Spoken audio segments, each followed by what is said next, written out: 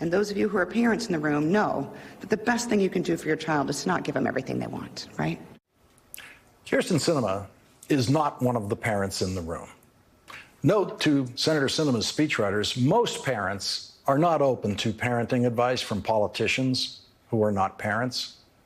In fact, they're not open to parenting advice from politicians, period. Needless to say, Senator Sinema's parenting advice was every bit as bad as you would expect from someone who has no idea what she's talking about. And those of you who are parents in the room know that the best thing you can do for your child is to not give them everything they want, right? And that's important to the United States Senate as well. We shouldn't get everything we want in the moment, because later, upon cooler reflection, you recognize that it has probably gone too far. So the importance of the 60-vote threshold is to ensure that no one gets everything they want, that you compromise, that you find that middle ground. And by doing so, you're much more likely to pass legislation that stands the test of time, that will not be reversed when the next party gains power. That's the importance of the 60-vote threshold. Senator Sinema thinks that the 60-vote threshold ensures no one gets everything they want. There is not a single senator in the history of the United States Senate who has gotten everything that he or she wants. Not ever. Senator Sinema did not give a single example of a bill being passed with less than 60 votes that was then repealed when there was a change of power in Congress and the White House. Not a single example of her fear, of her theoretical justification for a voting threshold in the Senate that was not provided for in the Constitution and which defies democracy in a body whose very structure of 2 senators per state defies democracy.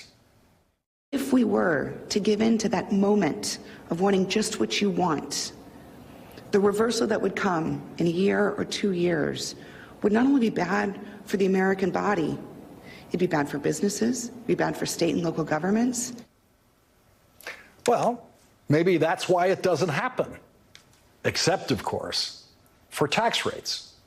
Whenever Republicans control Congress and the White House, they cut tax rates, and then whenever Democrats regain control of Congress and the White House, they raise tax rates. And so it happens, and the country survives. Senator Sinema wasn't finished. What she had already said about the 60-vote threshold was indefensible, and she is apparently one of those people who likes to follow the indefensible with the crazy, which she did. So not only am I committed to the 60-vote threshold, I have an incredibly unpopular view. I actually think we should restore the 60-vote threshold for the areas in which it has been eliminated already. We should restore it. Yeah, not everyone likes that. Because it would make it harder. It would make it harder for us to confirm judges, and it would make it harder for us to confirm executive appointments in each administration. But I believe that if we did restore it, we would actually see more of that middle ground in all parts of our governance, which is what I believe our forefathers intended. Well, our forefathers, as she calls them, intended that women never be senators. Our forefathers intended that women never have the right to vote. Our forefathers did not intend for a place called Arizona to be represented in the United States Senate. When the founding fathers were writing the Constitution, the place we now call Arizona was Spain. And the authors of the Constitution expected it to remain Spain. In 1821, when Mexico secured its independence from Spain, the place now called Arizona was in Mexico. And the United States when the United States took that land as the spoils of war, which is how we got Arizona, the Arizona Territory eventually became the 48th state in 1912, pretty late in the game. But that was the same year that a constitutional amendment finally overruled the founding fathers and allowed United States senators to be elected by the voters of the state instead of the state legislatures, as the founders wanted it to be.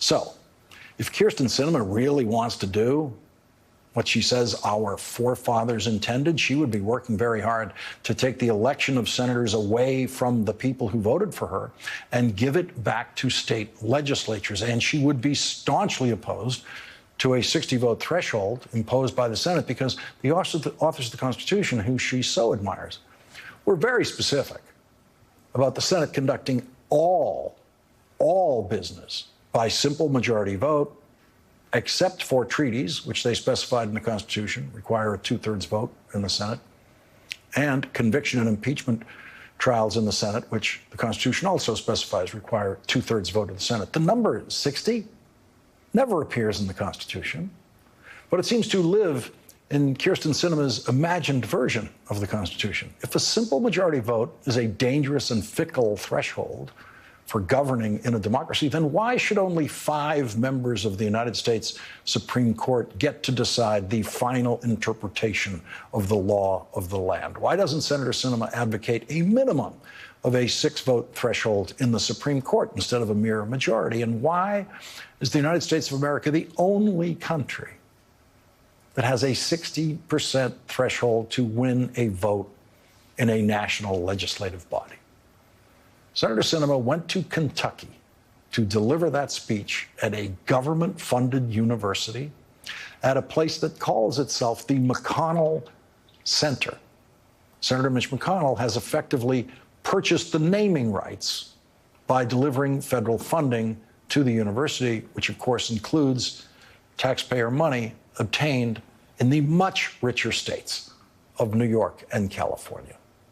The United States Constitution says that the president shall nominate and, with the advice and consent of the Senate, shall appoint judges of the Supreme Court. The Constitution does not say that Mitch McConnell shall prevent a nominated Supreme Court justice from even being considered by the United States Senate for its consent, as Mitch McConnell did to Merrick Garland in the last year of the Obama presidency.